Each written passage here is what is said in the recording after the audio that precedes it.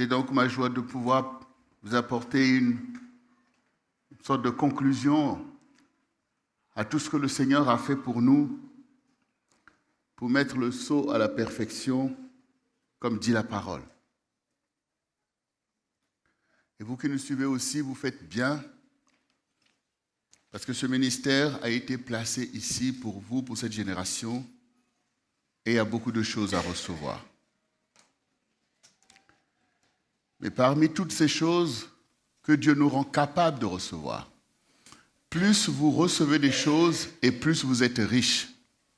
Si effectivement vous ne recevez pas, vous êtes dans la précarité.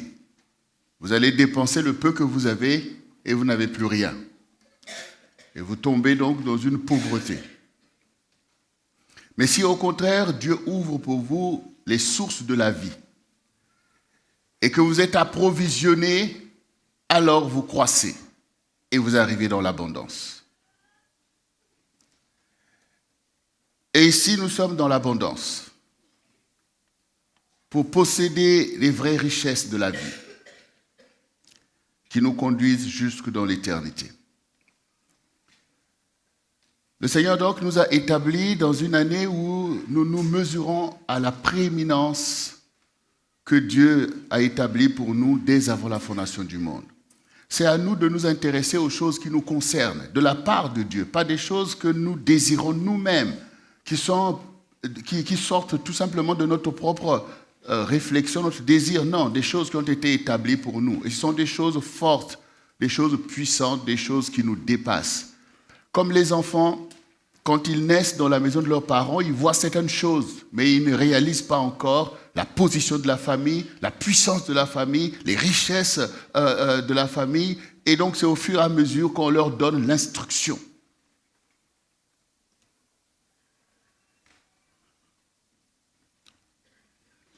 Et donc, la puissance de la prééminence, c'est aussi ce qui est écrit dans le livre de Jean 1. Et nous allons lire quelques 2 ou 3 versets. Voici ce qui est écrit. Au commencement était la parole. Et la parole était avec Dieu. Et la parole était Dieu. Elle était au commencement avec Dieu.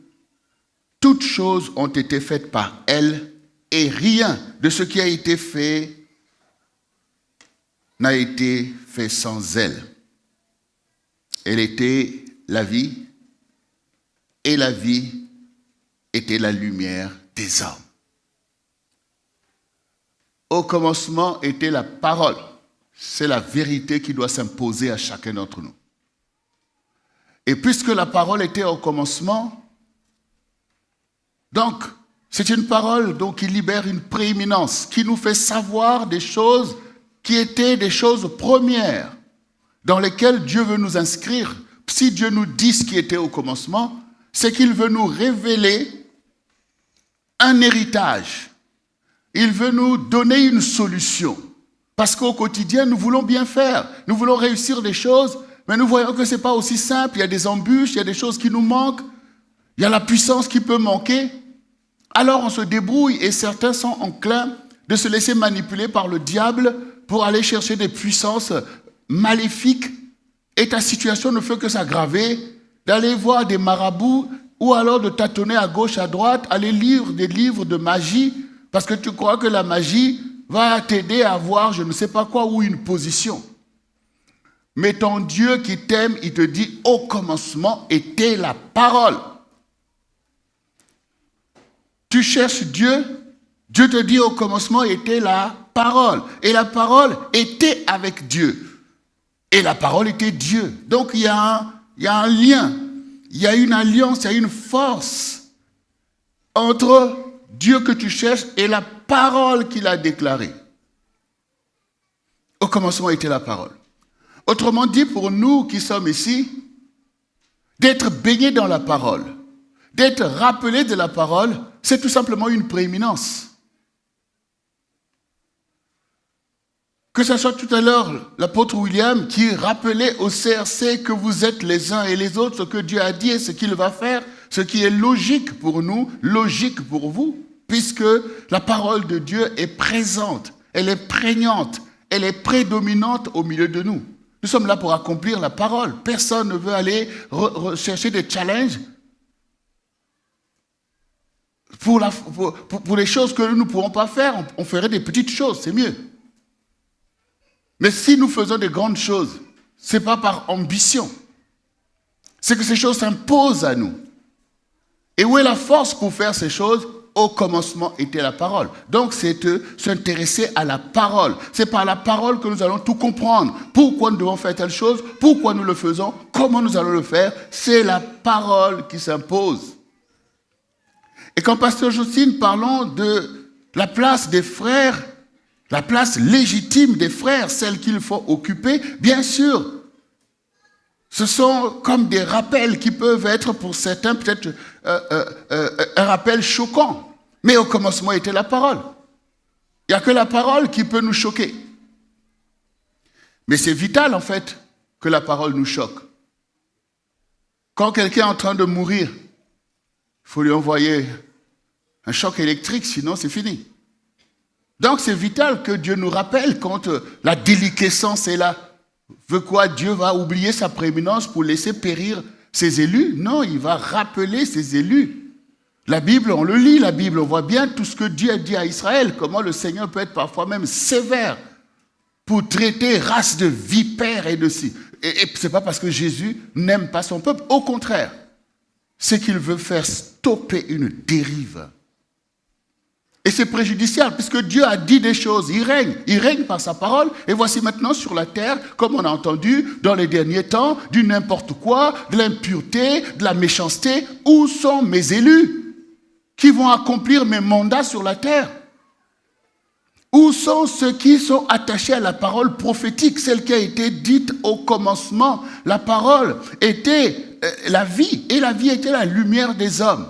Donc, la vie jaillit de la parole.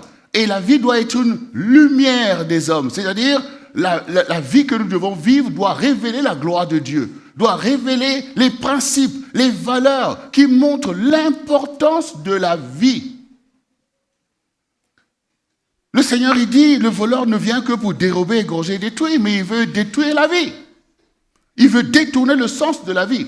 Il veut que vous puissiez vivre en faisant de n'importe quoi pour dire « Oh Dieu, regarde, c'est ça la vie là. Ça c'est vraiment... » Vous voyez, donc Dieu au contraire, il dit « Mais c'est la lumière des hommes la vie. » C'est-à-dire que la vie doit révéler le côté divin de chacun d'entre nous. Quand on dit « Oh là là, mais c'est pas possible. » Bon, Jésus était là, c'était ça en fait. Jésus, quand il était là, tout le monde c'était, on n'a jamais vu de pareilles choses. Oh, ça c'est vraiment le prophète. Ça c'est vraiment ceci. Il multipliait pas. Donc tout le monde était émerveillé par les œuvres qui témoignent la vie de Dieu qui jaillit d'un homme. On n'a jamais entendu pareille chose. On n'a jamais vu telle gloire. Dans le désert, il y a la vie. Tout le monde était émerveillé quand Jésus est là. Tout le monde suit. Que tu sois pauvre, que tu sois ceci. Les riches même, ils ne peuvent pas se négliger Jésus. Comment ça s'appelle? Zachée se dit, mais il faut que je le voie. Mais il y avait tellement la foule, il essaye de voir rien. Parce qu'il était de petite taille. C'est pas comme aujourd'hui, vous voyez nos enfants, comment c'est des géants en fait. Franchement, je crois, il y a un phénomène qui s'est produit là ces dernières années. Hein.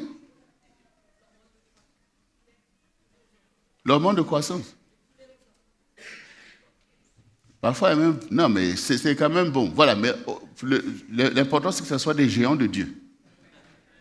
Pas des anakim, des géants de Dieu. Donc, Zachée se dit, il faut que je le voie. C'est extraordinaire ce que j'entends. Alors il monte sur un arbre pour voir celui qui incarne la vie, la gloire de Dieu, la puissance de Dieu. Il voulait au moins voir que ces choses finalement sont réelles. Est-ce que ces choses qu'on lisait sont là? Et il voulait le voir. Et hier, pour ceux qui ont été attentifs, je ne vous ai pas de l'intérêt qu'il faut manifester aux choses de Dieu. Il faut s'intéresser au Seigneur et aux choses de Dieu. Et Dieu va aussitôt saisir cet intérêt pour faire de grandes choses. la prééminence va aussitôt se déclencher par l'intérêt. Alors, Zachée, qui était une sorte de douanier, qui était même réputé pour être un accapareur, qui pillait, volait les gens, donc dans une identité que le diable voulait attacher à lui. Le pilleur, le ceci et tout. Mais au-dedans de lui, il y avait quelque chose qui était en souffrance. Son esprit était en souffrance au-dedans de lui parce que lui aussi, c'est la descendance d'Abraham. Je fais tout ça, mais au-dedans de moi, je suis misérable. Mais on me parle d'un homme.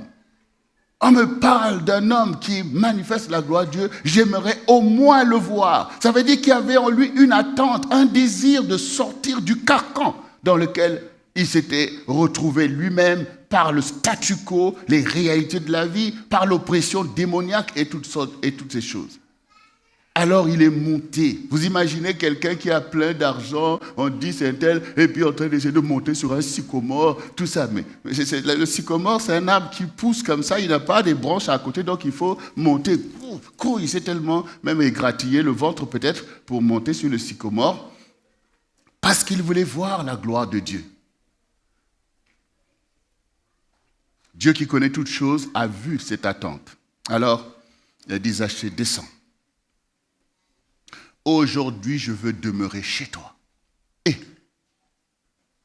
je me disais que si je le vois déjà, seulement je serais satisfait. Et tu dis que tu veux demeurer chez moi. Ça veut dire que moi, Jésus va venir chez moi. Oui, Zachée, Dieu va venir chez toi. Parce que Dieu a vu que malgré le carcan de l'histoire, malgré toutes ces choses dans lesquelles tu te laissais entraîner, tu as un cœur pour Dieu. Malgré l'injustice qui veut définir ta vie, en fait, il y a la justice en toi. Tu es un homme juste qui s'est laissé embrigader par les réalités du monde. Et donc, le Seigneur rentre chez lui. Et donc, on imagine toute la situation. Donc, vous imaginez, la parole a résonné. Au commencement était la parole. La parole a résonné pour Zachée. La parole a résonné. La parole a résonné. Et Zachée n'a pas dit, ok, je vais réfléchir à ce que tu m'as dit. Non. Il a dit, maître, si j'ai pris quelque chose de quelqu'un, je lui rends au centuple aujourd'hui. Ça veut dire que la justice a été accomplie ce jour-là même. Zachée, oh, appelez-moi un tel. Voilà, je suis désolé, j'ai accaparé telle chose. Voici, boum, ça c'est à toi. Voilà, j'avais pris ceci. Donc, la justice a été accomplie parce que la parole a retrouvé sa place. Parce que la prééminence de ce qu'était Zachée en réalité a été révélée. Pourquoi il n'a pas seulement dit, bon, si j'ai pris ton iPad, ben voilà, je te rends ton iPad. Il dit, non, avec un bénéfice. Je te le rends au centuple. Donc ça veut dire qu'il a compris que je suis là pour rendre la justice.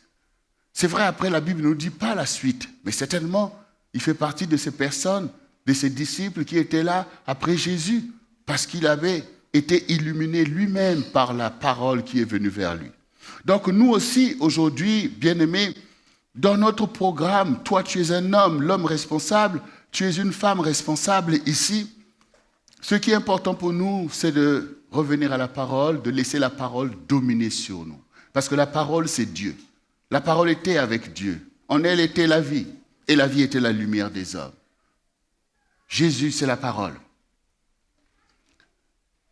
Et nous le voyons dans Colossiens 1, verset 12, nous dit « Rendez grâce au Père qui vous a rendu capable d'avoir part à l'héritage des saints dans la lumière, qui nous a délivrés de la puissance des ténèbres et nous a transportés dans le royaume du Fils de son amour,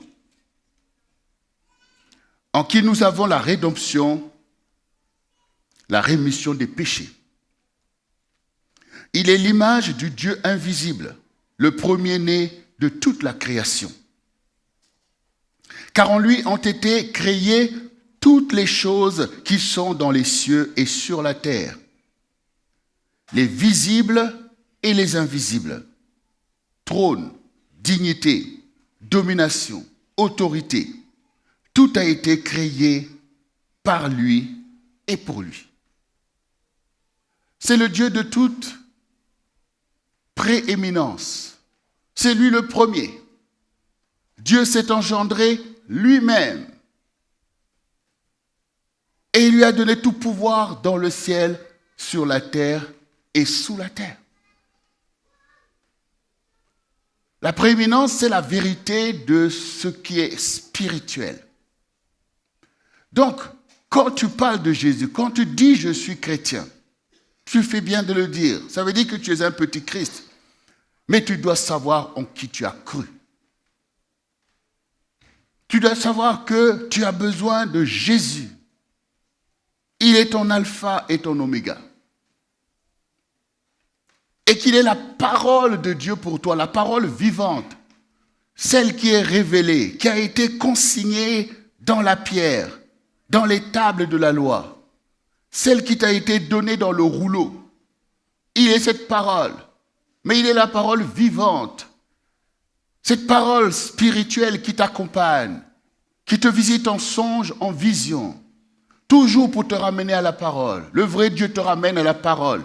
Il n'y a que le diable, le faux, qui t'entraîne dans les réalités du monde. Regarde, ça c'est bon pour toi, profite, ça, comme ceci. Oh, suis ta propre voie, vous serez comme Dieu. Enfin, vous voyez, il n'y a que lui, en fait, il fuit, il ne connaît pas la parole, il redoute la parole, il détourne la parole, il fait des distorsions dans la parole. Tout ça pour te rendre charnel, te mener dans le péché et dans toutes sortes de forfaitures, alors que la parole est pure, elle est sainte, elle est à la gloire de Dieu, mais elle est bonne pour tout homme. Elle est bonne pour tout homme, la parole. Hier, parlant aux frères, j'insistais sur la bonté, en fait. Il n'y a pas de débat. Il n'y a pas de débat. L'homme bon tire des bonnes choses de son bon trésor, de son cœur. La bonté, c'est la bonté. Christ n'avait pas de débat. Il est dans la démonstration de la gloire de Dieu. C'est ce que tu dois faire, en fait. C'est la parole. Le Seigneur a dit, ce n'est pas moi qui vous juge, c'est la parole que j'ai déclarée. Donc la bonne mesure, c'est la parole. Nous devons nous mesurer tous à la parole. Peu importe ce que les gens disent sur nous, mais toi-même, devant Dieu, devant toi-même. Est-ce que la parole est avec toi? La parole était avec Dieu, mais est-ce que la parole est avec toi, toi son enfant, toi son serviteur, toi sa servante? Est-ce que la parole est avec toi dans tes raisonnements? Est-ce que la parole parle pour toi, en fait? C'est la parole de justice. Dieu est là pour accomplir sa parole. Dieu ne peut pas se dédire parce que, bon, toi, tout ça. Non, il n'y a pas de débat. L'impureté, c'est l'impureté. La vérité, c'est la vérité. Servir Dieu, c'est servir Dieu. Aimer ton prochain, c'est aimer ton prochain. Il n'y a pas de débat, en fait. Le Seigneur dit que son oui, ton non, soit non. Si c'est non, c'est non. Si c'est oui, c'est oui. Mais oui et non, en même temps, ça vient du diable. La langue fourchue, mélanger le bien et le mal. C'est la stratégie du diable, en fait, pour flouer, en fait, ta foi. Au commencement était la parole. Et nous nous attachons au Seigneur Jésus. Il n'y a pas de doctrine. C'est d'abord ton attachement à celui qui est lui-même la doctrine, qui peut t'aider, en fait. Et c'est lui, de la même manière qu'une mère va aider son enfant à croître, à prendre la nourriture, à faire la bouillie pour pouvoir que l'enfant s'adapte. C'est ce que Jésus fait avec toi. Le Seigneur disait aux pharisiens qui eux-mêmes ont la parole, ont la Torah. Il dit, vous sondez les Écritures, vous croyez avoir la vie en elles et vous ne venez pas à moi. C'est lui qui a accompli la parole, en fait. C'est lui qui va te dire, là tu as bien vu, là c'est juste. Mais souvenez-vous qu'au commencement, il n'était pas ainsi. Quand il commençait à parler de débat, et nous est-il autorisé de répudier les femmes? Moïse a dit, il dit, mais oui, il y a ce précepte qui vous avait été donné, mais c'est la conséquence de votre cœur mauvais et de l'endurcissement de votre cœur parce que vous êtes rigide là où il faut manifester l'amour et la compassion. Mais au commencement, c'était quoi? Au commencement était la parole. Et que dit la parole de Dieu? L'homme quittera son père et sa mère et s'attachera à sa femme et les deux deviendront une seule chair. Il n'y a pas de débat. Aujourd'hui, oulala, il faut arrêter. Il faut arrêter en fait. On est là pour manifester le fruit de l'esprit. Il n'y a pas de débat. Qui t'a forcé? Aimer, c'est aimer. Et la vie était la lumière des hommes. Le couple a une lumière. La famille a une lumière. C'est ça qu'il faut vivre. Ce n'est pas chacun pour soi. Ce n'est pas des intérêts tordus. Il ne faut pas garder éternellement des handicaps. On ne peut pas s'aimer. On ne peut pas faire ce qui est bien. On ne peut pas obéir au Seigneur comme il se doit. Tu veux des doctrines? Doctrines de quoi en fait? Doctrine de fausseté? De distorsion de la parole? Des intérêts égoïstes? Mais non, il faut qu'on arrête. Il faut qu'on arrête. La lumière ne fait pas de débat. On appuie un bouton, boum, ça nous éclaire. Il faut qu'on sorte de l'impureté. Qu'on revienne à ce qui est saint. On en a tous besoin. Ce que tu vis à la maison, si c'est bien, c'est comme ça que tu le vivras aussi à l'église. Et c'est comme ça que ça va se manifester dans la société.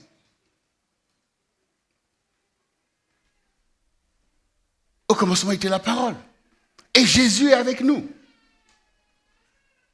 Et aujourd'hui, c'est vrai que au travers d'Internet, on voit ce qui se passe par-ci, par-là. Mais on est obligé de constater que le Seigneur fait un travail formidable, extraordinaire au Moyen-Orient. Les révélations de Christ, on entendait ça comme ça, mais ça commence à faire légion. C'est-à-dire, tous ces peuples parlent d'être visités par l'homme habillé en blanc, qui est Jésus, qui leur parle en fait. Ce que nous ne pouvons pas faire. En ayant du zèle d'aller là-bas pour aller évangéliser, tellement qu'on a peur d'aller même affronter là-bas et le système est tellement verrouillé. Si tu vois rentrer avec une Bible là-bas, on va même t'arrêter, on peut même te tuer. Ben bon, du coup, non, on ne pense même pas quand dans les prières, Seigneur, envoie-nous, mais sauf là-bas. Le Seigneur lui-même leur apparaît. Et il y a des conversions. Mais là c'est des religieux. Des gens à qui on a pris une religion draconienne avec des prières 5 fois par jour. Les gens y tiennent. Donc, c'est des vrais religieux. Mais quand Jésus leur apparaît, leur parle et tout, ils sont obligés de constater que, mais non, il y a une différence en fait. Là, on voit Dieu, le Père, Dieu d'amour. On voit l'amour du Seigneur qui ne dépend même pas de ce que tu as fait ou que tu n'as pas fait. Et ils sont obligés d'être touchés par la gloire du Seigneur. Vous savez, pour un musulman, se tourner vers Jésus, mais c'est un choix radical. Parce que c'est pas aussi simple que ça, en fait. C'est pas aussi simple que ça, parce que tout ce que tu risques, surtout quand il s'agit de ces familles-là, riches et tout ça, tu sais que non seulement que tu vas tout perdre, par le rejet dont tu vas être victime, mais pour beaucoup, ta vie est en jeu. Mais quand ils rencontrent Jésus, ils sont obligés de constater qu'il est le Seigneur, en fait. Que oui, des principes religieux, mais la vérité de Dieu. Quand le Seigneur leur apparaît, pour dire, tu es ma fille, tu es mon fils, tu es mon peuple. Donc nous voyons que Jésus n'est pas dans des débats. Il n'est pas en train de se dédire lui-même. Il n'est pas en train de dire, oui, voilà, moi j'aimais bien le peuple de la Perse, j'ai connu Cyrus, tout ça, mais depuis ils se sont tournés vers ceci, depuis ils sont devenus... Non, le Seigneur, quand il leur parle, il dit, je te connais. Je connais qui tu es, telle chose. Il parle donc, il ne change pas. Et c'est de ce Seigneur dont nous sommes des disciples. On se soumet à la parole, on témoigne de la parole, on démontre la parole, et la vie jaillit, la lumière jaillit, et les gens reçoivent la vie au quotidien. C'est l'alliance pour la prééminence. Donc, bien-aimés, et il n'y a aucune autorité, aucune domination qui va nous tenir assujettis. Comment Satan te tient assujetti? C'est en t'empêchant d'accomplir la parole. Parce que tu es là pour accomplir la parole, pour que la parole devienne chair. Mais si tu vois qu'il y a des puissances qui t'empêchent d'accomplir la parole, alors tu es dans un échec. Parce que la parole, comme disait l'apôtre William, elle a été déclarée pour toi en fait. Il y a une parole qui a été dite, de la même manière que le CRC n'est pas là par hasard. Il y a une parole qui a été dite depuis le début. Il y a des choses que nous avons dites qui sont la révélation de Dieu et on n'a jamais changé par rapport à ces choses, quelles que soient les circonstances. Et on avance. On avance en fait. Pourquoi plein de gens, il y en a qui s'agitent. Tu te débats toi-même, tu t'agites, mais tu as affaire à la parole. Tu n'as pas affaire à David Goma. Tu n'as pas affaire à Jocelyne Goma. Tu as affaire à la parole du Seigneur qui est avec nous, qui est au milieu de nous et qui le demeure et qui va le demeurer toujours. Elle est là pour sanctifier le peuple de Dieu. Elle est là pour te qualifier. Elle est là pour te faire rentrer toi-même dans les choses auxquelles tu as été appelé. Elle est là pour que tu rendes ministère basé sur la même parole de vérité. C'est ça que nous faisons pour régner sur le diable, l'esprit de mensonge et de séduction, de manipulation. C'est la parole. L'Église est l'appui et la colonne de la vérité. L'appui et la colonne de la vérité. Et cette vérité doit s'ériger en toi comme une colonne qui te tient dans la droiture. Le Seigneur est dans la droiture. Et quand tu es dans cette droiture, l'ennemi ne peut rien faire. Il ne peut pas te piéger parce que le Seigneur est debout sur toi. Lève-toi, sois éclairé. Ta lumière arrive, sur toi l'Éternel se lève. Le Seigneur se lève sur toi. Il est debout sur ta vie parce tu es sa bannière en fait.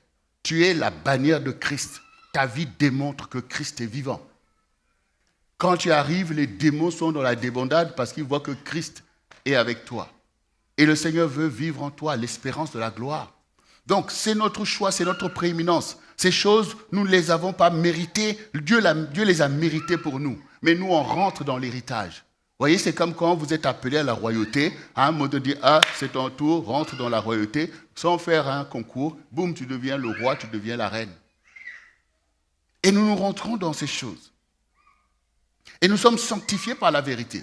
Il n'y a que la vérité qui sanctifie. Ce n'est pas des doctrines de ceci. Non, c'est la vérité qui sanctifie. Donc il faut de la vérité parce qu'il y a plein de doctrines qui paraissent des vraies doctrines, mais dans la réalité, c'est de la même manière que Jésus, au milieu de son peuple, sanctifiait un groupe de personnes. Pourtant, c'est le peuple élu de Dieu, en fait. C'est le peuple élu de Dieu. Mais le Seigneur, il prend ses disciples. Et voici ce qu'il dit dans le livre de Jean 17, verset 12. Lorsque j'étais avec eux dans le monde, je les gardais en ton nom, dit-il à son Père. J'ai gardé ce que tu m'as donné, et aucun d'eux ne s'est perdu. Sinon le fils de la perdition, afin que l'écriture fût accomplie. Maintenant, je vais à toi, et je dis ces choses dans le monde, afin qu'ils aient en eux ma joie parfaite. Je leur ai donné ta parole, et le monde les a haïs, parce qu'ils ne sont pas du monde, comme moi, je ne suis pas du monde. Je ne te prie pas de les ôter du monde, mais de les préserver du mal. Ils ne sont pas du monde, comme moi, je ne suis pas du monde. Sanctifie-les par la vérité, ta parole est la vérité. C'est ça l'alliance, bien-aimés. Nous ne sommes pas du monde, nous sommes dans le monde pour briller. Nous sommes dans le monde pour glorifier le nom du Seigneur. Nous sommes dans le monde pour que la parole de Dieu prenne sa place légitime pour sanctifier une génération qui a déjà été appelée à la gloire de Dieu.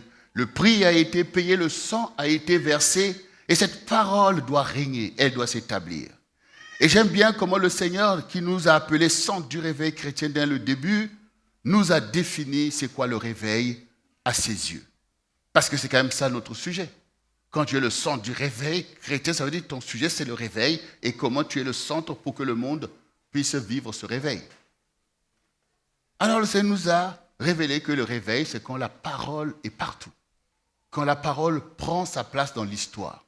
Autrement dit, Satan veut renverser la parole. Et le Seigneur nous rappelle, au commencement était la parole. Si vous voulez les choses parfaites, il faut comme au commencement que la parole règne. Et cette vraie parole, c'est une parole Réma qui te parle directement. Ça, c'est pour ceux que, on m'a lancé une pierre. Ce n'est pas une pierre, c'est la parole qu'on t'a envoyée. Et le Seigneur dit, il envoya sa parole et les guérit. Tu as besoin d'être guéri. Nous avons tous besoin d'être guéris. Quand au quotidien tu veux faire les choses, tu vois que c'est compliqué, tu as besoin d'être guéri, tu as besoin d'une parole qui t'apaise, une parole qui dit, bon, oh d'accord, oui, peut-être que là j'ai mal fait ici, donc Dieu me dit, ne crains pas, mais fais comme ça, souviens-toi de telle chose. La parole est là pour réparer, la parole est là pour restaurer, et la parole est là pour pouvoir révéler les choses cachées. Les choses révélées sont à vous. Quand Dieu m'a révélé les choses, je dois travailler sur ces choses. Parce que Dieu a encore d'autres choses à me révéler pour que je continue à monter dans le plan qu'il a formé sur nous. Quand Dieu nous appelle le sang du réveil chrétien, il y a des choses qu'il nous révèle et on fait. Et il y a des choses qu'il va nous révéler qu'on va continuer à faire jusqu'à découvrir le plan du Seigneur pour ces choses. Les projets qu'il a formés sur nous. Comment nous allons déployer ce réveil? Parce que lui, il a le programme. Mais il est important pour nous que nous veillons à ce que non, nous n'allons pas nous corrompre. Regardez par exemple les enfants d'Israël qui ont été dispersés un peu partout dans le monde. Par exemple dans la Perse.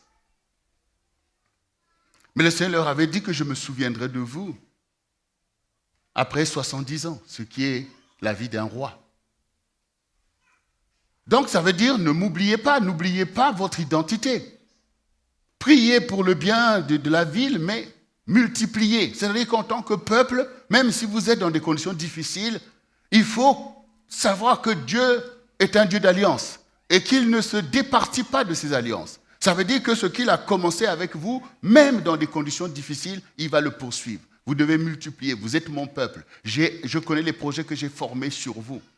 Et donc, il y a des personnes, effectivement, quelqu'un comme Daniel, il avait une position, Néhémie, Esdra, toutes ces personnes ne peuvent se dire, bon, Jérusalem, Israël, on oublie, et puis chacun vit sa vie de telle ou telle manière. On a vu que ce soit avec Joseph qu'ils ont gardé une identité, ils ont gardé leurs alliances. Ce qui fait que Dieu pouvait, après avoir chassé son peuple du pays d'Israël, en disant qu'ils n'ont pas respecté et que pour lui, tout ce temps de déportation, ce serait comme restaurer en fait le pays au travers des sabbats qu'il avait ordonnés pour que le pays en fait se sanctifie, se purifie de toutes leurs impuretés et qu'eux-mêmes aussi soient épurés par l'épreuve, la détresse de ce qu'ils vont traverser. Mais au temps marqué, au temps de la prééminence, il va à nouveau prendre ce peuple qui a été éprouvé, mais qui ont gardé la foi, gardé les alliances, et il va les ramener dans leur pays pour que l'histoire du peuple de Dieu se continue. Mais il ne faut pas oublier que je suis en Perse, mais je suis un Hébreu. Je suis un Israélite. Ça veut dire que Dieu qui m'a emmené ici va me ramener dans mon pays. Donc nous aussi, ça veut dire quoi? Je suis dans le monde, je peux gérer des choses dans le monde, mais je ne suis pas du monde. Je suis du royaume de Christ pour ne pas perdre ton identité, te séparer de ton Dieu, parce que tu veux imiter en fait tout et n'importe quoi. Non. Et ces jeunes, ces personnes ont été capables de servir les rois avec excellence. Les rois n'avaient rien à leur reprocher. Le roi ne pouvait rien reprocher à Daniel. C'est quand ses ennemis qu'il instrumentalisait, ouais, ils n'adorent pas tes dieux et tout. Mais le roi, quand il voit leur qualité, leur service, quand il voit leur bonté, il voyait l'esprit de Dieu en eux.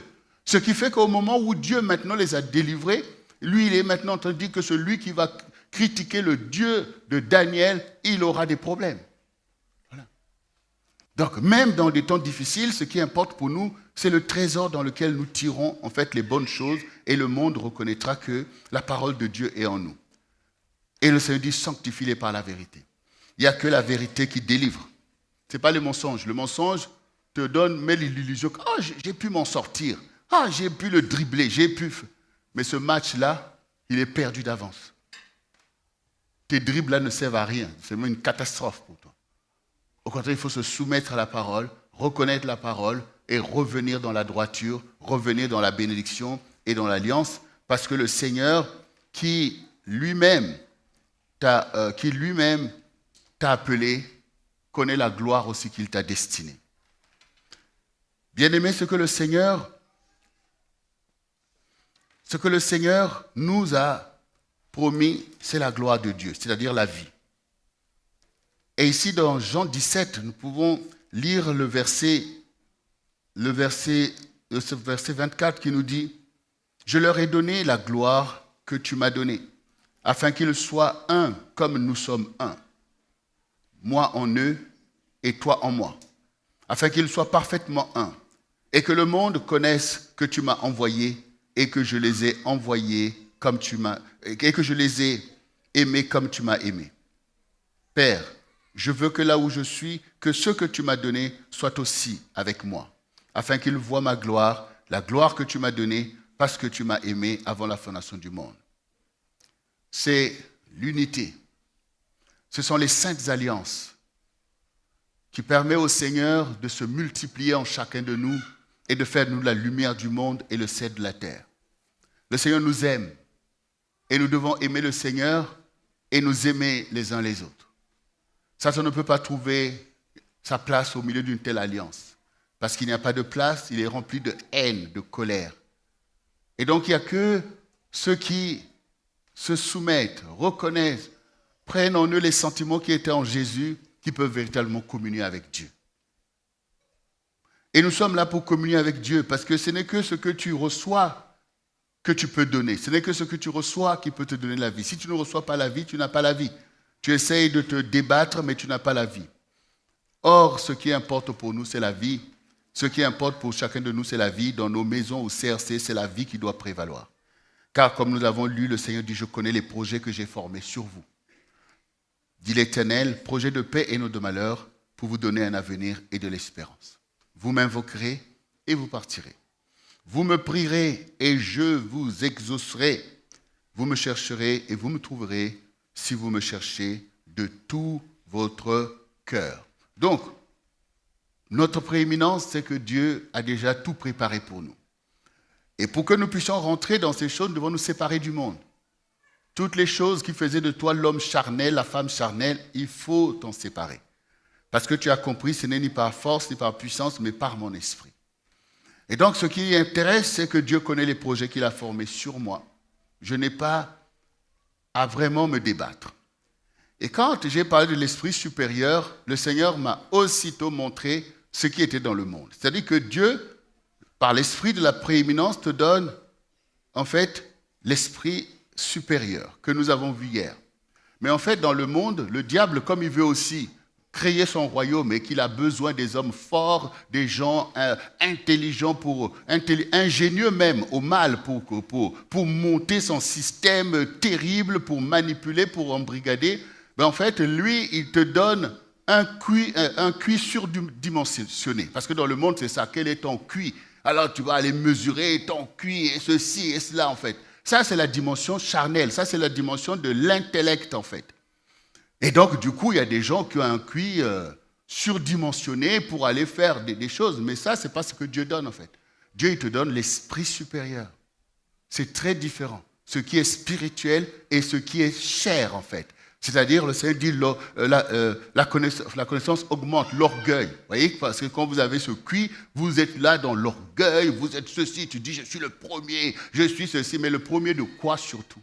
Le premier de quoi, en fait? De la malice, le premier de quoi? Du royaume de Satan, les ingénieurs du mal qui font toutes ces choses. Nous, on n'est pas dans ça. Nous, on n'est pas dans ça. C'est pour ça que quand on est dans ce rapport de l'intelligence humaine, il y a des gens qui sont déjà disqualifiés. Les gens, bon, celui-là, on le met de côté. Oh, celui-là. Mais dans l'esprit supérieur, tout le monde peut être élevé par le Seigneur. Tout le monde. C'est ça la différence, bien-aimé. C'est la différence. Il ne faut pas se tromper. Il ne faut pas se tromper. Il ne faut pas laisser le diable t'instrumentaliser. Il ne faut pas le laisser venir pomper ton intellect là où il est intellectuel. Et dans les choses de l'esprit, ils ne sont même pas capables de discerner, de reconnaître qui est le Seigneur, en fait. Donc, ce n'est pas ça qu'il faut aller chercher. Il faut aller chercher l'esprit supérieur qui est un don de Dieu. C'est-à-dire que tu n'as pas de mérite dedans. Mais tu as tout simplement, tu reçois l'amour, celui que ton Seigneur aime. C'est pour ça que Jésus ne s'est pas dit, bon, il y a tellement de docteurs dans le temple, des hommes de science de la parole de Dieu, c'est eux que je vais aller chercher pour qu'ils puissent m'aider à accomplir ma mission, pour aller voir avec eux, vous les intelligents, vous qui avez un QI surdimensionné, venez m'aider à accomplir en fait cette œuvre. Non, ce n'est pas vers eux qu'il est parti. Il est allé vers des gens sans instruction. Il dit, toi, suis-moi, toi, suis-moi. Parce qu'il a la provision. Parce que ce qu'il voulait, c'est qu'il soit capable de recevoir toute sagesse, toute intelligence. Donc toi qui es là, tu ne te dis pas que, mais moi, je n'ai pas des diplômes, je n'ai pas bac plus 20, plus je ne sais pas quoi. C'est pas ça qui est important. Ce n'est ni par la puissance, ni par la force, mais par mon esprit. Toute puissance est dans le Saint-Esprit. Donc, reçois l'esprit supérieur et passe à la tête. Reçois l'esprit supérieur et fais des percées avec ton Dieu. Avec Dieu, nous ferons des exploits. Le Seigneur dit, demandez et vous recevrez. Salomon même, il a dit à son Dieu, donne-moi la sagesse pour conduire ton peuple. Donne-moi la sagesse pour juger ton peuple. Donc, Salomon, Dieu a vu l'humilité de Salomon. Il dit, tu n'as pas demandé la toute puissance pour vaincre tes ennemis. Tu n'as pas demandé toutes ces choses, en fait. Mais tu as demandé la sagesse pour guider mon peuple. Non seulement que je te la donne, mais je te donne aussi les richesses. Je te donne aussi telle ou telle chose. C'est ça l'esprit supérieur. Toi, tu demandes quoi à Dieu?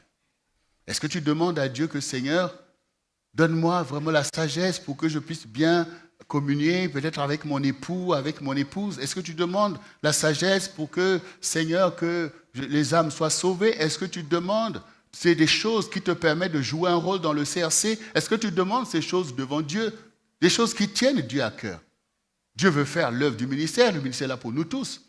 Mais est-ce que toi, tu demandes à Dieu ces choses ou c'est toujours moi, Seigneur, j'ai besoin de ci, Seigneur, j'ai besoin de ci? Dieu, oui, tu as besoin, mais ces besoins-là s'arrêtent où? Ça va où? Tes besoins recouvrent quoi? Oh, ça recouvre que c'est moi, Seigneur.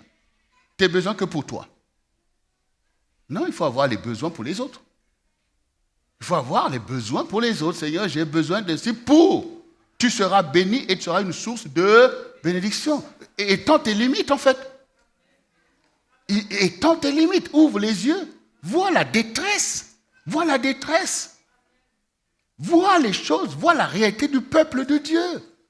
Et puis regardez aussi le ministère, l'œuvre. Seigneur, il y a telle chose. Seigneur, je veux ceci pour que les choses avancent. Parce qu'on voit que ce sont des choses excellentes. Il nous faut telle chose. Mais élever des prières saintes devant le Seigneur. Nous sommes dans l'année des Saintes Alliances.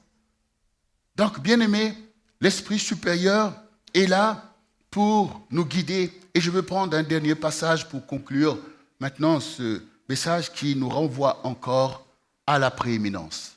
C'est Jérémie 1 que nous connaissons, verset 4. La parole de l'Éternel me fut adressée en ces mots. Avant que je t'eusse formé dans le ventre de ta mère, je te connaissais. Et avant que je t'eusse sorti de son sein, je t'avais consacré, je t'avais établi prophète des nations. Je répondis, ah, Seigneur éternel, je ne sais point parler, car je suis un enfant. L'Éternel me dit, ne dis pas, je suis un enfant. Car tu iras vers tous ceux auprès de qui je t'enverrai. Et tu diras tout ce que je t'ordonnerai. Ne les crains point, car je suis avec toi pour te délivrer, dit l'Éternel. Puis l'Éternel étendit sa main et toucha ma bouche. Et l'Éternel me dit, voici, je mets mes paroles dans ta bouche. Regarde, je t'établis aujourd'hui sur les nations et sur les royaumes pour que tu arraches, que tu abattes, pour que tu ruines et que tu détruises et pour que tu bâtisses et que tu plantes. Cette parole est maîtresse pour chacun d'entre nous. C'est la parfaite illustration de la puissance, de la prééminence de nos vies. Dieu se révèle à un enfant, comme les enfants que j'entends là à côté. Dieu est à la recherche d'un prophète. Quel prophète? Prophète des nations. Toutes les nations, Israël, la Perse, la Syrie, tout ça, il veut quelqu'un qui fait régner sa parole pour que tous ces gens écoutent, même qu'ils soient idolâtres, ils doivent entendre la parole. Les rois doivent entendre la parole Parce que Dieu est celui qui déboucle la ceinture des rois par rapport à sa parole qui prévaut sur leurs idéologies, sur leur idolâtrie. Il dit, je t'établis sur eux, je te donne le pouvoir sur eux. Tu es au-dessus de tous ces rois. Vous imaginez un truc pareil? Et donc l'enfant entend tout ça, il dit, mais Seigneur éternel, mais tu as oublié, je ne sais point parler. Et en même temps, car je suis un enfant, mais réalise, je suis un enfant, je suis là pour aller faire des jeux vidéo, pour aller faire des mangas et tout ça là. D'abord, la parole règne. Une parole pure dit, ne dis pas. Il y a plein de gens qui se permettent de dire des choses. Dieu te dit, ne dis pas. Que chacun sache maintenant qu'est-ce que Dieu te dit de ne plus dire. Ne dis pas. Voilà. Il faut bien comprendre la parole. La parole établit déjà des sens interdits. Ne passe pas par là, ne fais pas ceci. Ça te protège et ça te dispose à des choses que tu dois faire. Il ne faut pas être comme les enfants rebelles qui disent non, ne fais pas. Oh non, me défends. On te défend ce qui n'est pas bon, mais on va te dire ce que tu dois faire. Donc Dieu dit, ne dis pas je suis un enfant. Car il y a une prééminence sur ta vie. Mais je te connaissais. Ça veut dire, je connais ton esprit. Ça, c'est la primauté de l'esprit sur le naturel, sur ton corps. Le corps, c'est l'enveloppe qui t'a été donnée. Le corps, c'est la terre, Adama. Le corps a été donné pour que tu vives sur la terre. Parce que le corps te permet de s'adapter, d'être en fait dans la réalité, dans l'environnement de la terre. Mais avant, tu étais un esprit en fait. Une âme. Inerte parce que tu ne pouvais pas déployer tes propres pensées. Mais maintenant, Dieu te donne un corps pour que tu puisses t'exprimer. Et Dieu, par la prééminence, agit par une sorte de réminiscence, c'est-à-dire qu'il nous rappelle les choses d'avant qui dépassent ce que l'intellect peut connaître. Pour dire, mais Jérémie, mais avant que je t'eusse formé dans le sein de ta mère, ça veut dire qu'avant même que tu sois conçu, je te connaissais. Parce que Dieu nous a conçus en lui-même. La Bible dit clairement que nous avons été tirés de Dieu. À l'image, nous sommes faits à l'image de Dieu. Qui nous a fait? Ce n'est pas notre mère qui nous a fait, ce n'est pas notre père qui nous a fait, en fait. Voilà. C'est Dieu qui nous a fait et qui nous a tissés dans le sein de notre mère, comme il a dit. Avant que je t'eusse formé dans le sein de ta mère, je t'avais consacré. Ça veut dire qu'il se passe des choses dans le sein d'une mère, il y a des consécrations. Ah oui. Des fois, la maman, mais l'enfant là, il est agité. Mais c'est des consécrations. Surtout les enfants qui sont ici, là, oulala. Des fois, quand vous voyez Total Praise, vous dites, oh, ils sont combien? Total Praise, ils sont des milliers, en fait. Il y en a qui sont dans le sein maternel.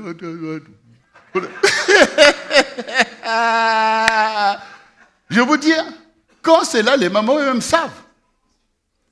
Mais quand nous étions au festival, il y avait une femme musulmane qui était là au festival et disait donc à la personne qui l'a invitée, mais je ne comprends pas, là-dedans ça bouge. L'enfant avait déjà vu, ça c'est le CRC pour nous, là. Moi je ne suis pas musulman, moi je suis chrétien. Et puis après, quand Total Praise, on voit là l'enfant, allez c'est parti. On dit, sois gloire, l'enfant comme ça. Sois gloire. Non mais il se passe, avant que tu sortis de son sein, je t'avais consacré prophète des nations. C'est ça notre foi en fait. Nous, on n'est pas embrigadés sur des doctrines, fais comme ça, fais comme ça. Non, Dieu nous révèle le Dieu vivant qui fait des choses. Et nous savons que c'est vrai. Donc le Seigneur te dit aussi, avant que je t'eusse sorti de son sein, je t'avais consacré prophète des nations. Alors, tu es là inquiet, le Seigneur te touche et il sanctifie ta bouche. Et maintenant, le Seigneur nous envoie. Parce qu'il y a des choses à arracher. 4 choses ont été ordonnées par Dieu comme ministère de Jérémie. Comme toi aussi, il faut arracher, abattre, ruiner et détruire. Quand le Seigneur nous envoie, ce n'est pas pour aller là faire des paroles, je ne sais pas. Non, on est là d'abord, il faut abattre. Les choses qui sont le mensonge, l'empire du mensonge, l'embrigadement démoniaque, il y a des choses à abattre en fait. Il y a des choses à renverser dans ta propre vie déjà. Le mensonge, la duplicité, il faut les renverser. Le Seigneur dit, si ta main pose problème, coupe. Donc, il y a des choses à abattre, des mentalités à abattre, des choses auxquelles tu prends plaisir peut-être dans les murmures ou dans les calomnies. Tu aimes ça, c'est comme des friandises pour toi à battre. Ce n'est pas la gloire de Dieu, ce n'est pas digne. J'arrache des choses de ma vie. Et il y a des choses à abattre dans l'environnement, en fait. Le mensonge, il y a des choses, il faut prendre des prières d'autorité, des choses que le diable a érigées dans l'histoire pour vouloir dominer sur des générations. Pour dire, ça fait longtemps. Donc ici, il fallait abattre. Vous voyez, Daniel lui-même, il a prophétisé la chute de Babylone. Il a prophétisé la chute du royaume dans lequel lui-même servait des rois. Ces choses doivent être renversées, sinon comment la vérité va prendre place? Donc il y a des choses à abattre par la parole de Dieu. Parce que le Seigneur doit régner et c'est au détriment du royaume de Satan. Le Seigneur qui nous sanctifie, c'est pour enlever tout ce qui n'est pas saint. Même si tu t'es habitué à ces choses, il faut les enlever. Il faut arracher, abattre et ruiner. Il y a des choses qui doivent tomber en pourriture. On n'en veut pas de ces choses. C'est du vin vieux. On n'en veut pas, on veut le vin nouveau à la place. On veut les choses de la vérité. On ne veut pas rester là dans des doctrines, des choses où on voit que tout ça s'est mélangé, le bien et le mal. Nous voulons le perfectionnement des saints. Il y a des choses, donc effectivement, à détruire. Oui, il y a plein de choses à détruire. Dans ta famille, il y a des traditions qui sont là, c'est de l'occultisme et même de la sorcellerie. Il faut les détruire. Je ne te dis pas d'aller attaquer quelqu'un sous prétexte qu'il est sorcier, mais tu détruis spirituellement ce qu'il fait. Tous les démons qui sont là, qu'on est en train de faire des scarifications, des bains bizarres. Ce sont des choses que tu dois prendre. L'épée, c'est l'épée de la parole. Quand tu te lèves avec autorité, je brise cet occultisme qui est dans ma famille. Je renonce à telle chose. C'est la débandade dans le camp des démons. Et du coup, la personne qui régnait par ces choses n'aura plus de succès. Il y aura un déclin. Mais la foi va monter. Jésus va prendre la place.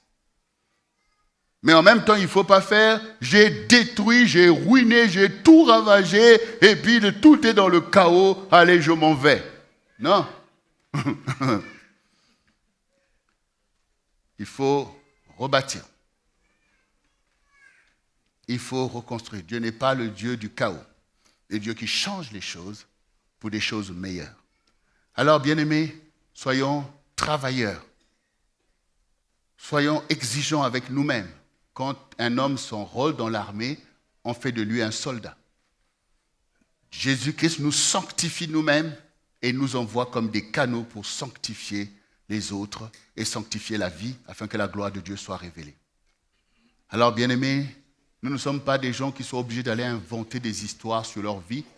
Nous sommes au contraire des personnes qui se tournent vers celui qui est l'architecte de nos vies pour qu'il nous dise la structure que nous devons être. Les modèles ont été donnés et le modèle parfait, c'est Jésus-Christ.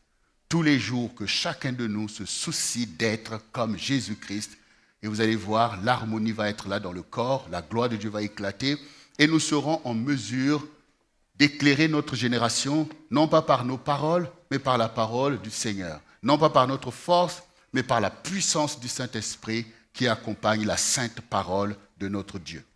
Que donc le nom du Seigneur soit béni pour ses frères.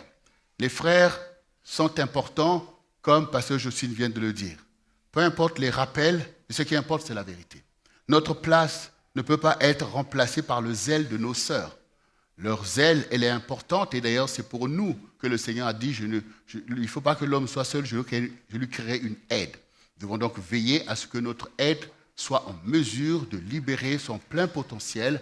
Et nous avons besoin de cette aide-là. Ne laissons pas l'ennemi venir en fait tourner les choses d'une façon divergente pour que chacun se batte pour un intérêt qui n'a rien à voir avec Dieu. Au contraire, deux valent mieux que un. Mais nous sommes là pour porter le leadership du règne de Dieu. Il faut sortir de tout piège et monter au créneau. Et pour cela, nous sommes portés par le zèle, effectivement, de nos épouses, de nos sœurs dans l'Église, mais surtout le Seigneur marche devant nous. La femme a besoin effectivement d'un homme, d'un protecteur, comme disait Pasteur Jocelyne, et nous sommes là aussi pour le peuple de Dieu. Non seulement que tu vas te lever pour ta maison, mais tu vas te lever pour le peuple de Dieu. Ensemble, nous allons faire le centre du réveil chrétien. Et notre génération a besoin du centre du réveil chrétien. J'imagine toutes ces personnes là-bas qui sont en train de se débattre avec des visions de Jésus. J'imagine le jour qu'on va débarquer là-bas. On envoie d'abord le son. Qui se rappelle de l'introduction que nous avons faite pour le Gospel Festival l'année dernière? Vous vous rappelez de ça?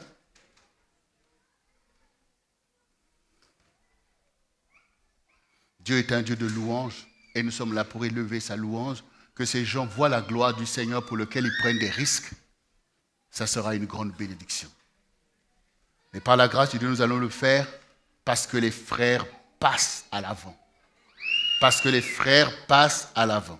Et ici, dans le CRC, il n'y a pas des femmes qui soient en train de mépriser l'homme parce que votre responsable, pasteur Jocelyne, ne méprise pas l'homme de sa vie.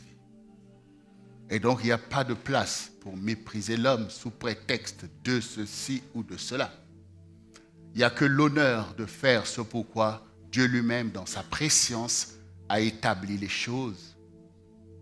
Ce qui rend meilleur, rend meilleur. Cherchons tous la perfection des saints. Notre génération a besoin de nous. Alors que le nom du Seigneur soit glorifié. Amen. Nous allons nous mettre debout pour bénir le nom du Seigneur ensemble.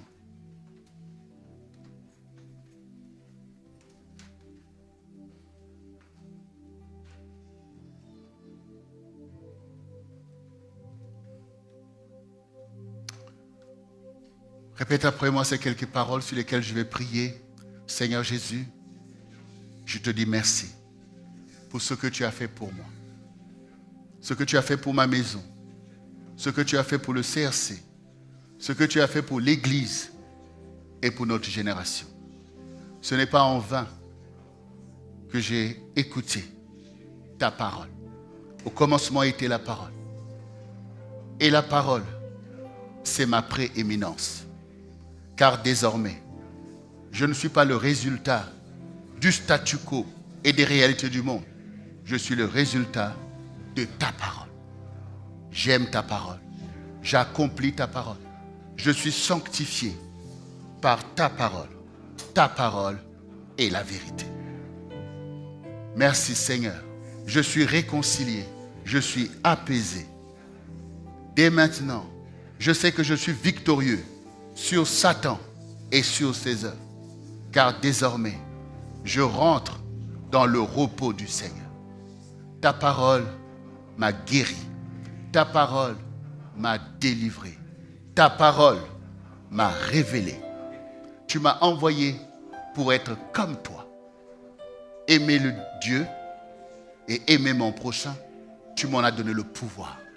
C'est ce que je vais faire, car je suis un petit Christ et je veux agir comme toi. Que l'esprit de réconciliation puisse m'accompagner au quotidien, afin que moi et ma maison, nous servions le Seigneur. Moi et les enfants de Dieu, que nous puissions élever ta bannière. Sois glorifié, Seigneur. Merci pour toute grâce et pour toute bénédiction. Et maintenant même, souviens-toi de ma génération pour secourir, pour délivrer, pour affranchir jusque dans la vie éternelle. Je te bénis, car c'est ce que tu as fait à la croix. Oins-nous, Seigneur. Donne-nous la force de travailler, d'œuvrer au salut de notre génération. Nous sommes le centre du réveil chrétien. Nous l'acceptons aujourd'hui et nous déployons maintenant même ce réveil par l'esprit, la puissance de la prééminence. Car tu nous as élus, tu nous as qualifiés, tu nous as prédestinés, tu nous as justifiés pour porter la lumière à notre génération. Merci Seigneur. Lève tes mains et reçois cette prière. Père de gloire, tu nous as donné ta parole. Et ta parole a été déposée dans les cœurs et dans les esprits aujourd'hui. Maintenant, Père, daigne honorer ta parole dans leur vie. Que cette parole s'enracine dans tous les domaines de leur existence, dans leur imaginaire, dans leur subconscient. Que cette parole s'enracine dans leur cœur, dans leurs sentiments, et qu'ils soient totalement visités par la gloire. Sois visité par la gloire de Dieu, car sur toi l'Éternel se lève, sur toi sa gloire apparaît.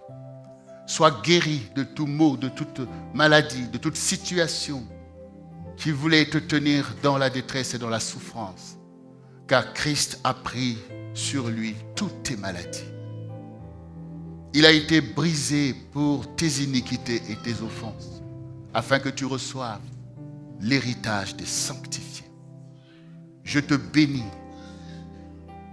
Je libère sur toi l'onction du Saint-Esprit qui fait de toi un vent et une flamme de feu. Et tu es revêtu de gloire et tu n'as rien à craindre, car le Seigneur est avec toi. Les choses anciennes sont passées, toutes choses deviennent nouvelles pour la gloire du Seigneur. Et la vie de Dieu est restaurée en toi, car la vie était la lumière des hommes. Sois béni, sois glorifié et sers le Seigneur de tout ton cœur, avec ceux qui le servent, comme toi-même dans la crainte de Dieu. Que toute victoire, tout honneur, toute autorité soit pour l'Église du Seigneur Jésus-Christ, dès maintenant et pour l'éternité. Et nous disons tous ensemble, Amen, on acclame le Seigneur notre Dieu.